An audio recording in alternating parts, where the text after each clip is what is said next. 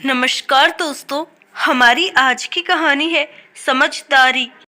तुम्हारी अकल चढ़ने गई है क्या? जो शहर की नौकरी छोड़कर गांव में बसने का विचार कौंध रहा है। देखो, तुम्हें जाना है जाओ, मैं नहीं जाने वाली। और तो और बच्चों की पढ़ाई और स्कूल का क्या होगा? सब कुछ छोड़कर हम गांव में जाकर बैठ जाएं? बिल्कुल नहीं। रेवती के तलक शवर महेश के कानों में चुभ रहे थे, पर जाना मजबूरी हो गई थी। महेश ने भी दो टुक स्वर में कह दिया, तुम्हें लग रहा है मेरी अकल चढ़ने गई है तो यही सही, पर हम इस शनिवार सब सामान सहित गांव जा रहे हैं।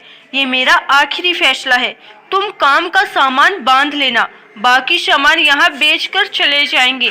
मैं थोड़ा देख आता हूँ, ये सब सामान लेने वाला कोई मिल जाए तो, और फिर अस्पताल होते हुए आऊंगा। रेवती मन ममोस कर रह गई।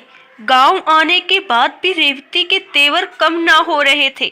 इधर वो देख रही थी कि महेश अपने माता पिता के साथ उसके संबंधों को सुधारने की जुगत में लगा रहता है।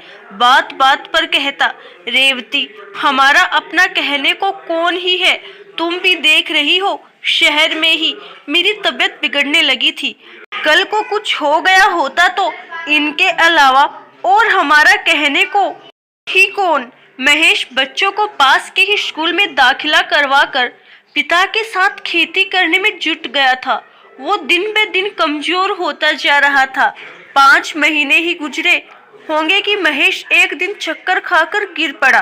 पिता ने बहुत कहा, चलकर किसी डॉक्टर को दिखा ले, पर वो मना करता रहा। महेश को तो पता ही था बीमारी उसके शरीर में अब अंतिम पड़ाव पर है, और वो कब चला जाएगा ये उसे भी नहीं पता। एक रात सोने से पहले उसने रेवती से कहा, रेवती मैं अब नहीं बचूंगा। शहर में ही मुझे पता चल गया था मेरी जिंदगी ज्यादा नहीं है। उधर कोई परमानेंट जॉब तो थी नहीं, इसीलिए सब छोड़कर यहाँ तुम्हें जबरदस्ती ले आया। तुम्हारे मायके के हालात भी सही नहीं जो मेरे ना रहने पर तुम्हारा और बच्चों का ख्याल रख सके। यहाँ माँ बाबूजी तुम सब पर जान लुटाते हैं। बस यहाँ से कहीं मत जाना, इनके साथ ही अच्छे से रहना। तुम कह रही थी ना मेरी अकल चढ़ने गई है।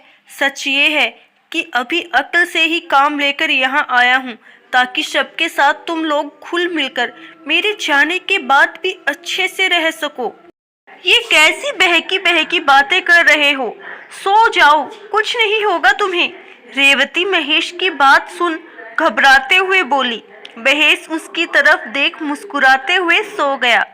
कल की सुबह ना देखने के लिए रेवती को उसके जाने के बाद एहसास हो रहा था कि अक्ल महेश की नहीं उसकी चढ़ने गई थी, जो ये समझ ही नहीं पाई कि महेश ने कितनी समझदारी से ये फैसला लेकर उन सबको अपनों के भरोसे हिफाजत से छोड़कर गया है। आशा करती हूँ दोस्तों आपको हमारी आज की कहानी जरूर पसंद आई होगी। धन्यवाद।